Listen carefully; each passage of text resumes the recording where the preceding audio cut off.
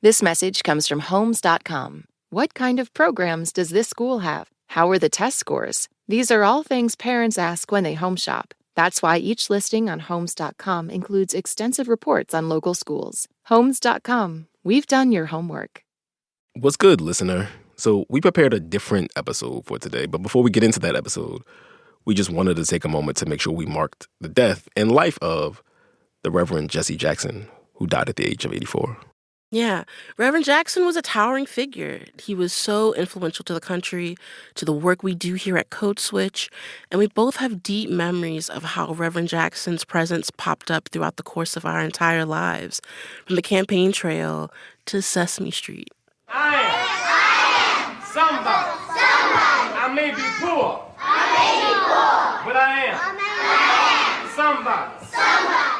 So we will talk more about his life and his legacy on the show later this month. But for now, we just wanted to say a quick rest in power, and may his memory be a blessing.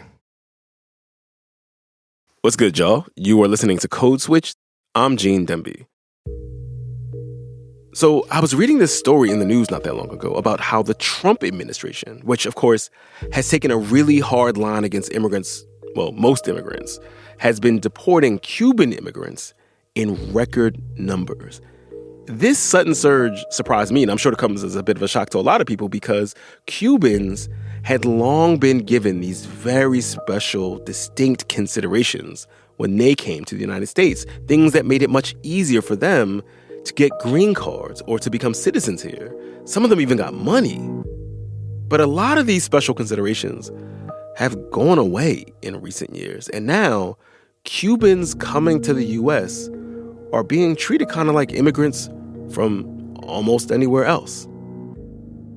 And let's talk about the scale of these recent arrivals from Cuba. More than 800,000 people have come to the U.S. since COVID tanked the economy there. And of course, giant caveat, the U.S. embargo of Cuba doesn't help the economy either. But the scale of these arrivals and the scale of these deportations have surfaced some uncomfortable divides among Cuban Americans and Cuban immigrants. And these are tensions over ideology and generation, and yes, race and class, that are made even more tricky by the fact that Cuban American citizens who voted overwhelmingly voted for President Trump. It is all real messy. And so I called up a historian named Ada Ferrer to help illustrate some of these dynamics, because this is a huge story that has been unfolding in a lot of ways in her own family for more than half a century. And I was born in Cuba and came to the U.S. as an infant when I was about a year old. What she knew about that harrowing trip way back in 1963, she learned secondhand from her mom. She really told it as a story of she and I against the world, you know. It was her first time on a plane, first time leaving the country. I was 10 months old. She was traveling alone. She always stressed how good I was. She needed me to be good, so I was. So, didn't cry, just, sat at her hip. There were no direct flights from Cuba to the United States. And so baby Ada and her mom took this long roundabout route, first through Mexico City, and they were stuck there for some time. And then eventually she and her mom reunited with her dad in New Jersey with so many other people, it turns out, who were also fleeing the aftermath of Fidel Castro's revolution. I grew up in a Cuban American community where most of my neighbors were Cuban. All the stores were Cuban owned. We went to church and prayed for the release of political prisoners and things like that. So Cuba was just everywhere. In that environment, Ada thrived. She was a great student. She went to really good colleges. Today, she's a Pulitzer Prize-winning historian at Princeton. But back in Cuba, I had a brother on my mother's side who was supposed to come with us, but through very complicated circumstances was not able to join us. Things looked very different for her half-brother, Poli. I mean, his father did not want him to leave Cuba, and he was 6 when their mother left without saying goodbye. Poli would leave Cuba 2 decades later as part of this huge, sudden scramble to the U.S. from the island called the Mariel boatlift in 1980. By the time he leaves, he's 26. He doesn't speak English. He didn't have much schooling. There's already major differences between us. With him at 26 and me at 18, he arrived the summer before I went to college. So in some ways, you couldn't imagine more different paths and more different fates. Ada learned that Poli had felt abandoned by their mom. He had a really short temper. Ada wrote that he had these violent outbursts where he would hit her and her mother would downplay these incidents or try to distract from them because she didn't want her husband, Ada's dad, to kick Poli out. Poli had been locked up in Cuba, and he had frequent, real serious run-ins with the law here in the United States, including an arrest for attempted murder. Poli died in 2020, and Ada has written that his premature death seemed to confirm what he'd been feeling for years, that he'd been left all alone. Ada has a book coming out this spring about all this. It's called Keeper of My Kin, Memoir of an Immigrant Daughter. And it's the story of her family, but as you can hear, that story, it runs parallel to this larger geopolitical drama of these stop and start waves of Cubans landing in the United States over the last 60 years and the very different and less open American public that greeted them depending on when they got here. Ada says she thinks a lot about how her life and her brother's life would have been different if their places had been swapped. Eventually, Ada herself was able to return to Cuba, and when she became a historian, she naturally turned her attention back there. I started going to Cuba in 1990 to do research for a PhD dissertation. And sometimes I would go to an event. I would go to a play or some kind of cultural event like that. And I would look around the audience and see people my own age and think that's who I might have been if we had stayed, which is a kind of weird feeling to have. But I also think that that's not quite right because in many ways the waves of migration continued long after we came. So more recently, like for the last 10 years, or maybe even more, I've been thinking, what might have happened if I had stayed is that I might have left later, right? Because it didn't end then. So it could be that I would have left later, that I would be one of the people, a few years ago crossing the border illegally, and having to deal with everything that's going on now. So I don't know. And then with him, I often thought, what if he had come? He would have had access to school. He would have had his mother with him. He would have learned English. He could have been a different person. So on this episode, we're getting into some of that larger history that has shaped the lives of the very different Cubans who have come to the U.S. in very different waves. This message comes from Babbel. Babbel's conversation-based language technique teaches you useful words and phrases to get you speaking quickly about the things you actually talk about in the real world, with lessons handcrafted by over 200 language experts and voiced by real native speakers. Start speaking with Babbel today. Get up to 55% off your Babbel subscription right now at babbel.com/NPR. Spelled BABBEL.com/NPR. Rules and restrictions may apply. This message comes from Bombas. You need better socks and slippers and underwear because you should love what you wear every day. One purchased equals one donated. Go to bombas.com/NPR and use code NPR for 20% off.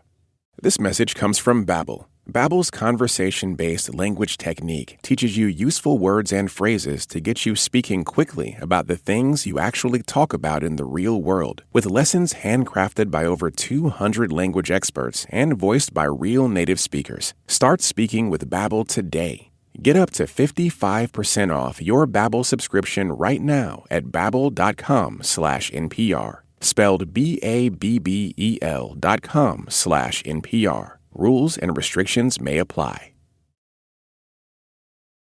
Around the time that Ada and her mom and her dad settled in New Jersey in the 1960s, folks in Washington were trying to figure out just what to do with all these Cuban exiles coming to the United States, right? These were exiles who were fleeing Cuba in the wake of the communist revolution and Fidel Castro's takeover of the government there. And what the U.S. officials came up with changed everything. The Johnson administration signed something called the Cuban Adjustment Act, which is an incredibly simple law with very far-reaching consequences. That voice you're hearing belongs to Michael Bustamante. He's a historian at the University of Miami, and he says all the text of this law, the Cuban Adjustment Act, fit on just one page. But it basically said that anyone coming to the U.S. from Cuba could automatically be put on like this conveyor belt to get permanent legal status here. After, at first, 2 years, and then it got reduced to 1 year in the 1970s, any Cuban who subsequently was arriving and legally admitted or inspected into the United States, they could file paperwork for permanent residency and within, a few weeks, months, have a green card. There's nothing like it on the immigration law books to this day. For the U.S., this law, this unique pathway available to Cubans, was just good PR, right? This is the Cold War, and the U.S., which had imposed very strict sanctions on Cuba, got to show the world how well it was treating the people fleeing its communist neighbor. And I would just add also, this is a migration that is, in the beginning, largely upper and middle class, also largely white, at least as Cubans would have defined themselves racially in the kind of racial politics of Cuba. And so to the extent that there's always sort of a baseline nativism in U.S. politics that goes way back, this is a kind of a story of openness to immigrant others, right? But in a kind of a conditioned way. And you see that when you look at the press coverage, when you look at these spreads in Time magazine and Newsweek magazine in the early 1960s, kind of celebrating the sacrifices and achievements of Cubans fleeing Castro, all of which is very compelling and very real, right? These stories are real and they can be inspiring. But when you start to also think about, I think the classic foil is Haiti at this time, which is under the Duvalier government. The Duvalier government is a right-wing authoritarian regime, also has people fleeing it, especially by the 1970s, and they are not given the same kinds of access to the United States in the immigration system as Cubans were. And so there's a racial politics there, there's an ideological politics there that is inextricable from these two stories. This law, the Cuban Adjustment Act, was looming in the background as many people in Cuba were growing less enchanted with life on the island in the 2 decades after Castro's revolution. And they felt that if they could just get to the United States, and a lot of folks already had friends and family who had settled here, they could avail themselves of this law, this pathway to residency here. There was one gigantic problem, though.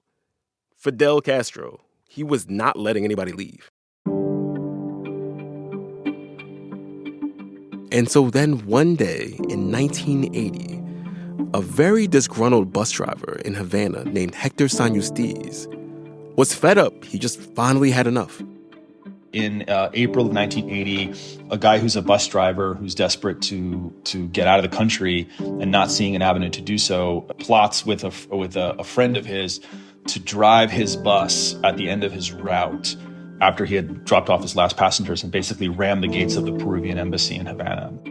Once Hector and a few other people on the bus with him busted through those gates, they were legally in another country. And so they asked the people at the Peruvian embassy to give them asylum, and the Peruvians did not turn them back over to Cuba. Cuban authorities say, okay, we're removing the guards from the Cuban state police or what have you from the embassy grounds. And then word spreads in Havana that the Peruvian embassy is unguarded, and within 48 hours, there are 10,000 Cubans that are in the grounds of the Peruvian embassy. And now all these people are asking for asylum too.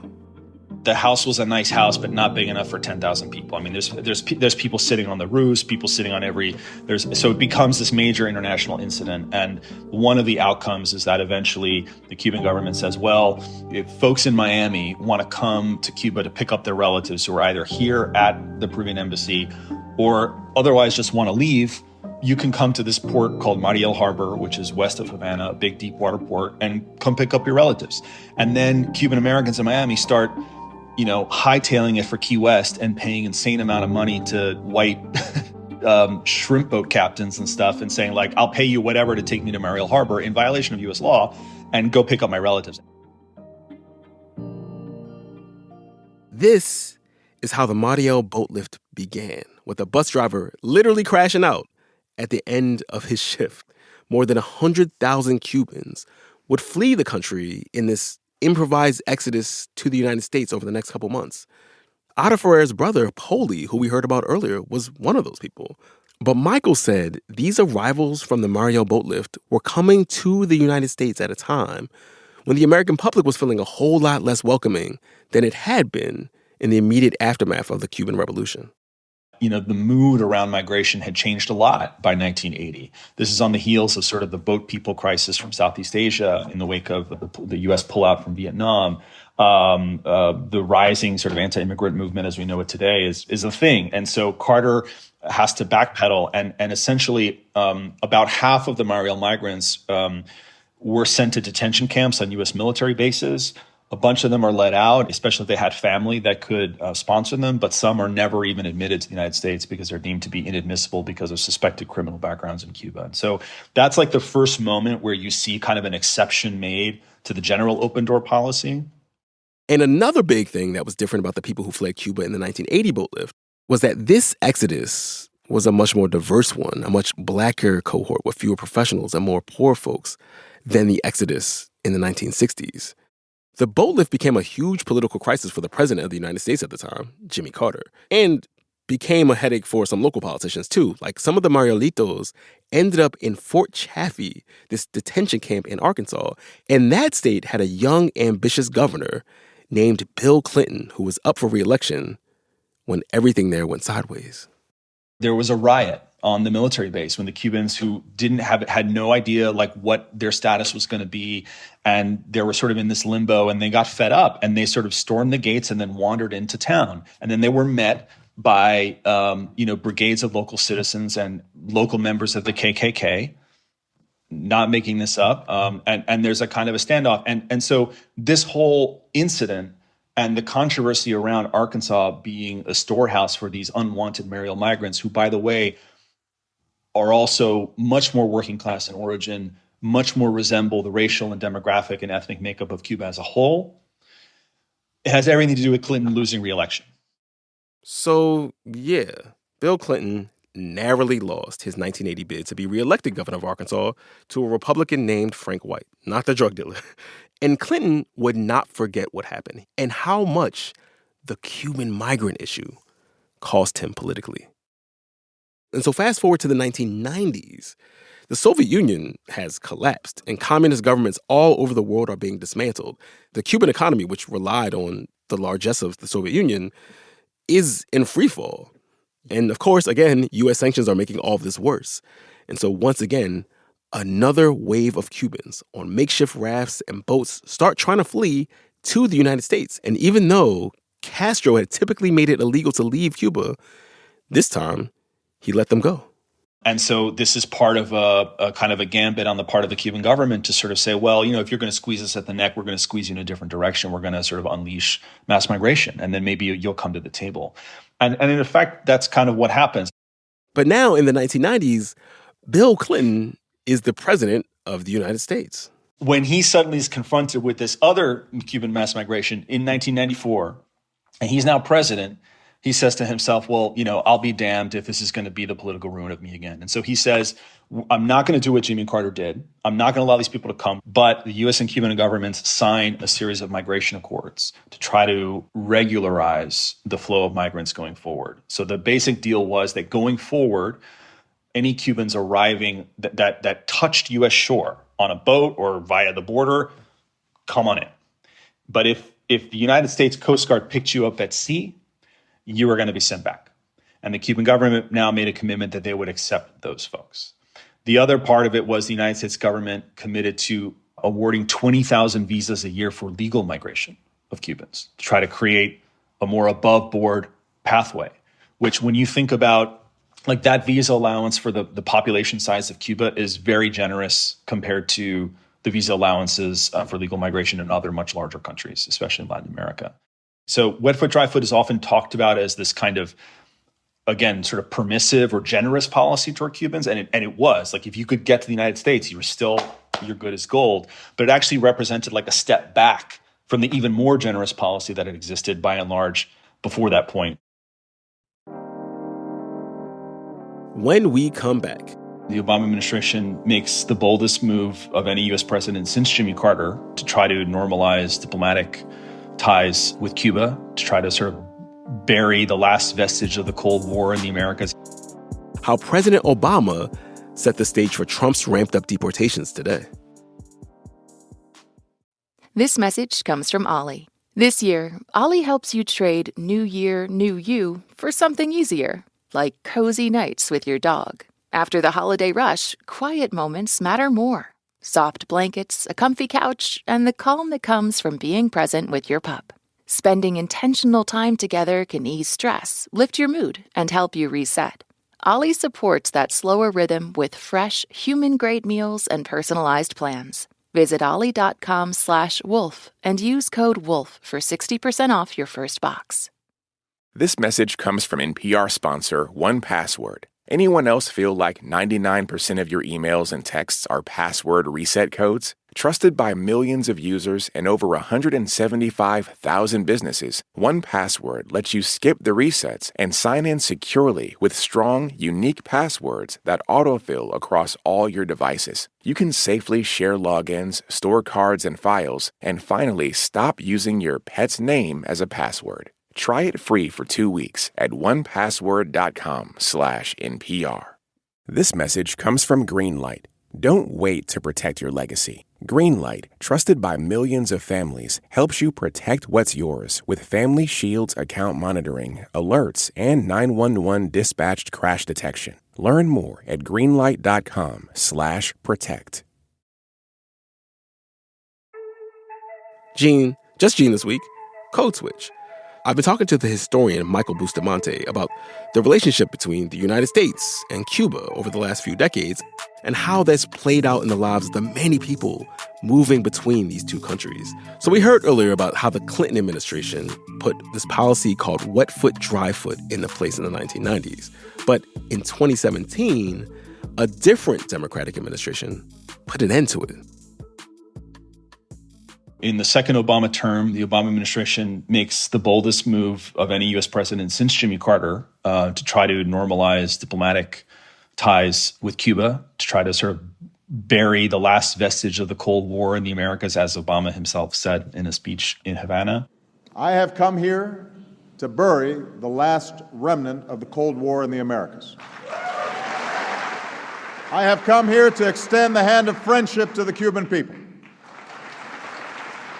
Obama's hands are tied to some degrees because by that point, in fact, in the 1990s, Congress had codified a big part of the U.S. embargo and set a very strict series of conditions in which the executive branch could actually fully lift the embargo. But nonetheless, the president had the power to kind of poke holes in it, and Obama did that. And so there was this huge kind of sense of excitement and optimism at the time, and I saw it because I was in Cuba a lot in those years.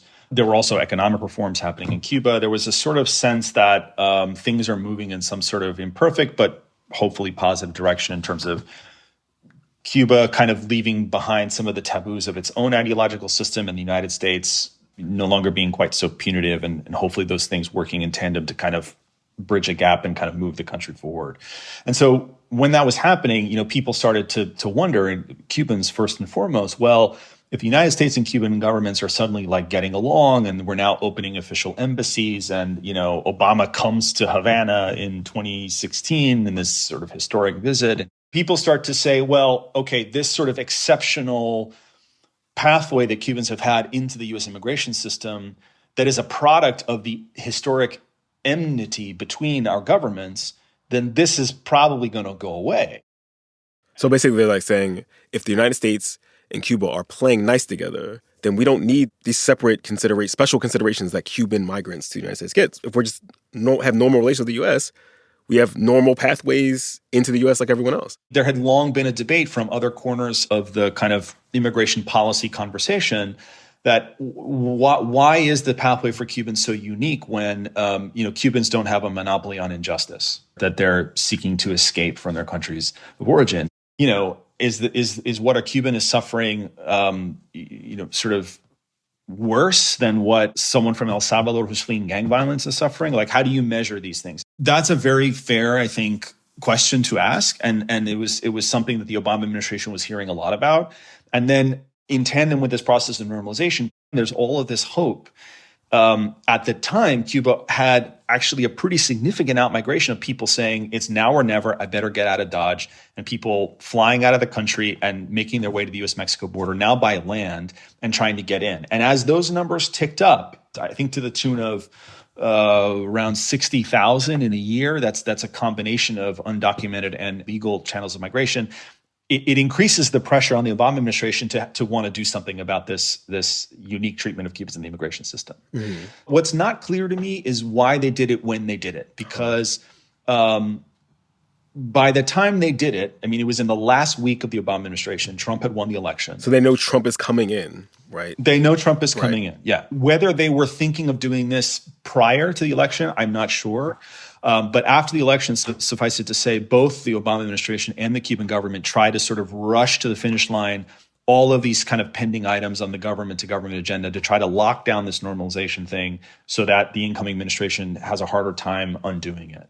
And one of those things ended up being migration policy, though in a way this is exactly what you would expect the Trump administration to want to do, to get rid of unique pathways to migrants of any kind. Right. These just also happen to be migrants that for a long time, since at least the late 1960s, had largely leaned Republican, despite the fact that it was Democratic administrations that had created all their pathways into the country to begin with. Huh. Wait. Can you say that again? Like, why? If there have been Democratic... Well, I mean, think about it. It's JFK and LBJ, who were president in the 60s. They create the Cuban refugee program. Right. They create the Cuban Adjustment Act.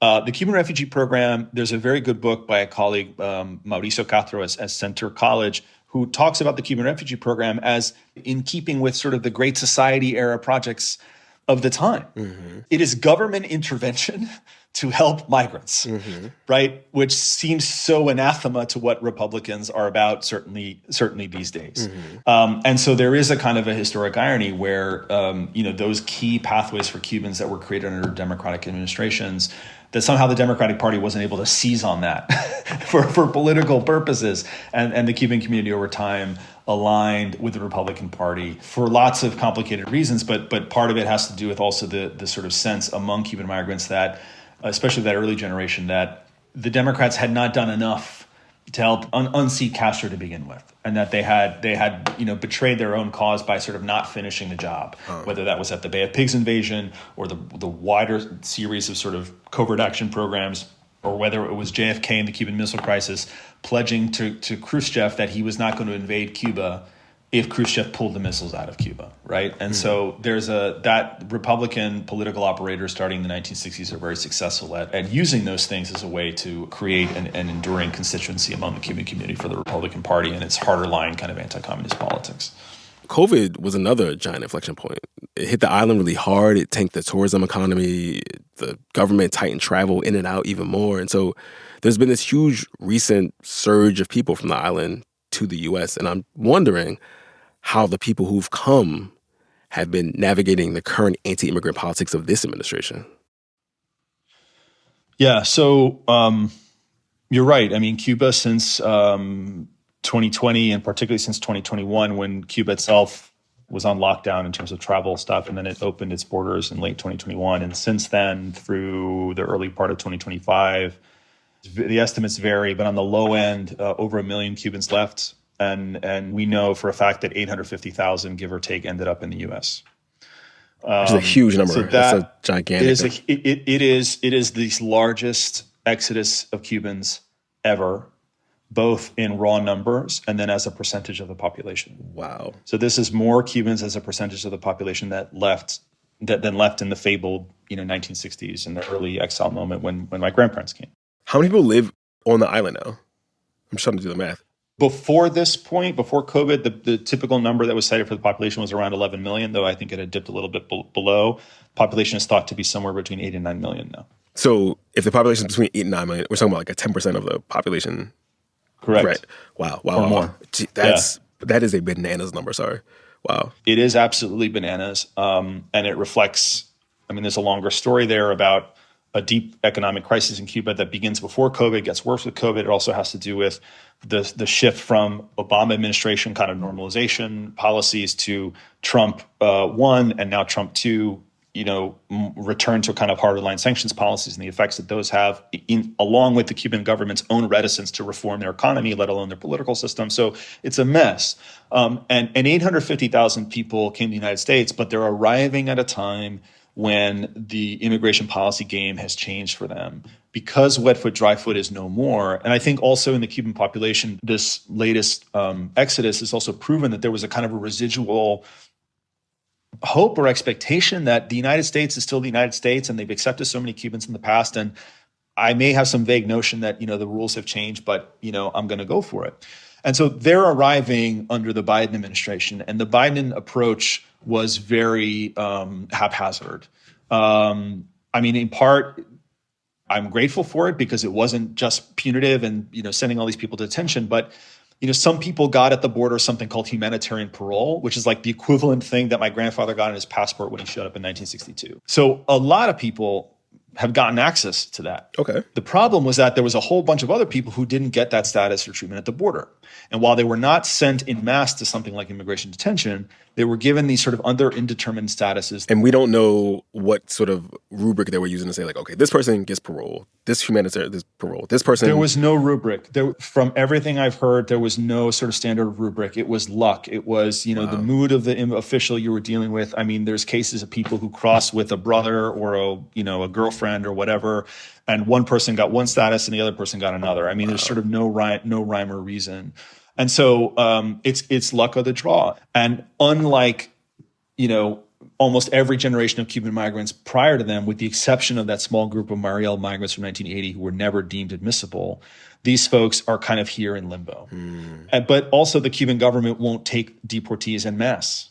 And as some of these folks have continued to report to immigration court or try to file asylum claims and things like that, particularly in the early part of 2025, they were getting detained and in some cases deported. The idea that you were given this parole status, you get to a year and 1 day, and you can apply for a green card, and the Trump administration said, "Nah, we can just take that away from you. We can just like retroactively revoke that from you." Yeah, and it's all about the date that you got here. And so this is the other thing. Like, all of these folks are the way forward is to try to apply for asylum, but asylum is an incredibly difficult bar to meet. And the percentage of immigrants in general or asylum applicants who actually get asylum is insanely low, right? But among nationalities, Cubans have better chances because of the nature of the political system in Cuba and real stories of political repression with which some migrants arrive. But there's a lot of folks who leave Cuba because they have a kind of more generalized dissent or political discontent, or they're economically in a difficult situation, but it doesn't meet that bar that you faced a narrow, direct, targeted kind of persecution. And so for those folks, getting asylum is really difficult. And the irony is that my grandparents never had to meet that bar. Right. My grandparents never had to prove to a judge that they faced a specific form of persecution. And if they had, they probably wouldn't have gotten it. But it was the height of the Cold War. And so they were all refugees by default. It's a real a political wedge in a wider community that has prided itself for so long as being a refuge for future generations of folks who have come fleeing the very thing that they fled. But that also has aligned itself to a political party that is behind this very immigration agenda. And so, it has led to a lot of debate and a lot of tension, within the community itself. You anticipated my next question, because I was going to hate to turn this into like a crude conversation about American electoral politics. But, Cuban Americans are often thought of as this like stolid, staunchly Republican voting bloc, even though that's like a much more recent phenomenon than I think we realize. But how do you think Trump's mass deportation, he's deporting Cubans at record numbers, is likely to play out at the voting booth? Because obviously the people who can vote are not dealing with the sort of the sort of immediate, to themselves anyway, maybe to relatives and to people that they love, immediate to themselves implications of the threat of deportation. Yeah, I think it's an open question. My sense is that this was creating a degree of discomfort in the community, particularly for local political representatives who hail from the Cuban American community themselves. But there's also something more subtle that's happened too on the part of kind of an older core of the Cuban community in South Florida that's maybe a descendant of that earlier exile community like I am, frankly, right?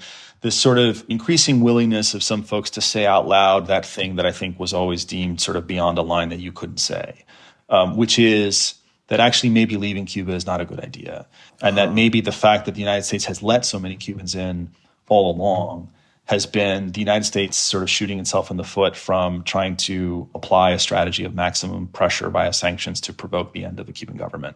The logic being, if your goal with something like the embargo or some of the things that the Trump administration is doing right now is to sort of make the economy scream, or so that the kettle in Cuba steams and screams and then explodes, right, in some kind of change of government, if you're creating this massive channel for people to migrate to the United States, you're defeating the purpose of the strategy. But to say that as a Cuban American politician, when you yourself came through that channel or you're the child of someone who did, is a little bit like, it's the classic, are you really going to say out loud that you want to pull the ladder up behind you in service of a foreign policy agenda, let alone an immigration policy agenda?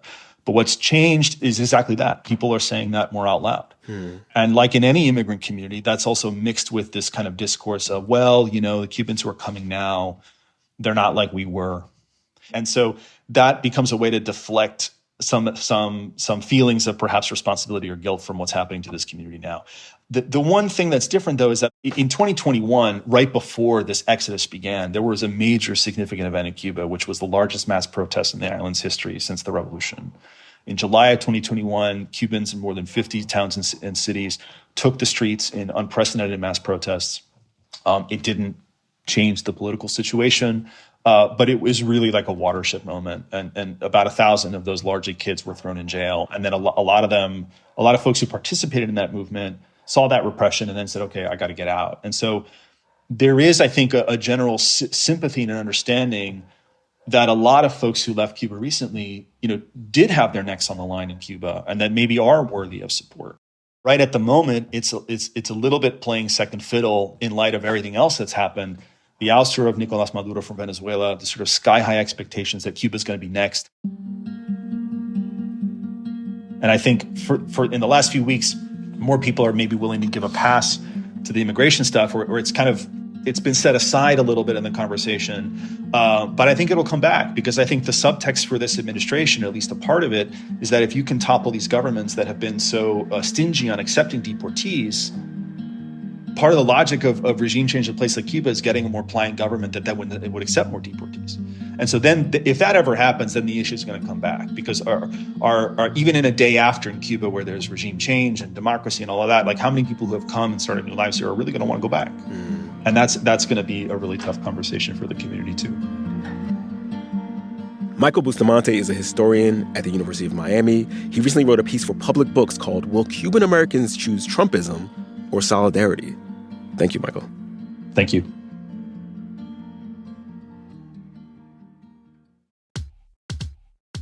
And that is our show. You can follow us on Instagram at NPR Code Switch. If email's more your thing, ours is codeswitch@npr.org. And subscribe to the podcast on the NPR app or, wherever it is you get your podcast. You can also subscribe to the Code Switch newsletter by going to npr.org/codeswitchnewsletter. And just a reminder that signing up for Code Switch Plus is a great way to support our show and to support public media. And you get to listen to every episode sponsor-free. So please go find out more at plus.npr.org/codeswitch. This episode you're listening to was produced by Xavier Lopez. It was edited by Jess Kung and Leah Donnella. And our engineer was Jimmy Keeley. And we would be remiss if we did not shout out the rest of the Code Switch Massive. That's Christina Kala, Kayla Lattimore, Dalia Mortada, B.A. Parker, and Yolanda Sangweni. As for me, I'm Gene Demby. Be easy, yo.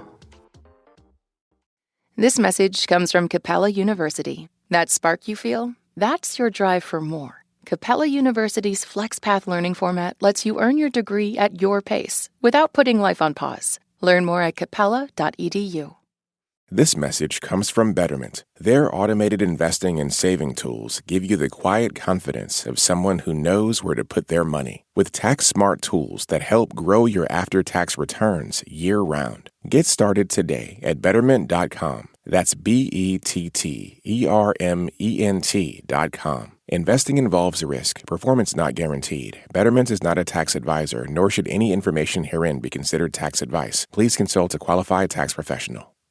This message comes from Easy Cater, making it easy for organizations to order food for meetings and events from favorite restaurants, set up meal programs for their employees, and manage food spend all in one place at easycater.com.